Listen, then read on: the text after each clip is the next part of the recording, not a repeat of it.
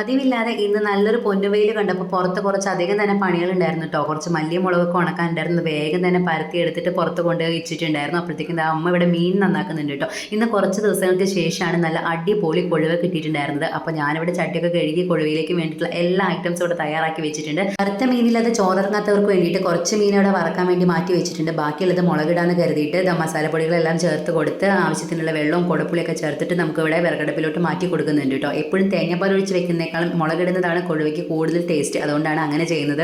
വറക്കാനുള്ള മീനിലോട്ട് നോർമലായിട്ട് കുറച്ചധികം തന്നെ മുളക് പൊടിയും മഞ്ഞൾപ്പൊടിയും ആവശ്യത്തിനുള്ള ഉപ്പും കുറച്ച് വിനാഗിരിയൊക്കെ ചേർത്തിട്ട് വെളിച്ചെണ്ണയിൽ കുറച്ചധികം കറിവേപ്പിലയും കൂടി ചേർത്തിട്ടാണ് കേട്ടോ വറുത്തെടുക്കുന്നത്. പിന്നെ ഉപ്പേരിക്കായിട്ട് ഇവിടെ പാവയ്ക്കൊക്കെ അരിഞ്ഞ് വേവിച്ച് വെച്ചിട്ടുണ്ട്. പിന്നെ അതിനകത്തോട്ട് കുറച്ച് നാളികേരം അധികം തന്നെ ചെരുക്കിയെടുക്കുന്നുണ്ട് കേട്ടോ. വെളിച്ചെണ്ണയിൽ അങ്ങ് കിടന്ന് നല്ല പോലെ മൊരിഞ്ഞ് വന്ന ഉള്ളി മുളകിലോട്ടും കുറച്ചധികം തന്നെ തേങ്ങ തിരുമിയതും കൂടി ചേർത്തിട്ടുള്ള കിടിലനൊരു പാവയ്ക്ക മെഴുക്കുവരട്ടിയുണ്ടല്ലോ, അത് മാത്രം മതി കേട്ടോ നമുക്ക് ചോറിനാനായിട്ട്.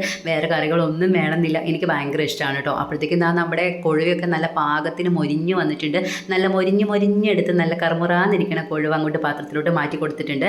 ഇപ്പോൾ വെയിൽ കണ്ടതുകൊണ്ട് പുറത്ത് കുറച്ചധികം തന്നെ പണികളുണ്ട്. അതുകൊണ്ട് ഉപ്പേരിയൊക്കെ ഒതുക്കിയിട്ടുണ്ട്. അങ്ങനെ നമ്മുടെ മീനൊക്കെ ഇവിടെ സെറ്റായി വന്നിട്ടുണ്ട്. എണ്ണയൊക്കെ തിരിഞ്ഞ് വന്നതിലോട്ട് കുറച്ച് ഉള്ളിയും കൂടി കാച്ചിട്ടിട്ടുണ്ട് കേട്ടോ. ഇനി ചോറുണ്ടുമ്പോൾ ഇടയ്ക്ക് ഒന്ന് കടിക്കാൻ വേണ്ടിയിട്ട് കുറച്ച് കൊണ്ടാട്ടമുളക് കൂടി വറുത്തെടുത്തിട്ടുണ്ട് കേട്ടോ. അപ്പോൾ ഇന്ന് കുറച്ച് കറികൾ കൂട്ടിയിട്ടുള്ള ഒരു കുഞ്ഞു ഉച്ചയൂണായിരുന്നു ഇന്നത്തേത്. അപ്പോൾ അത്രയേ ഉള്ളൂ. Tata bye bye. See U.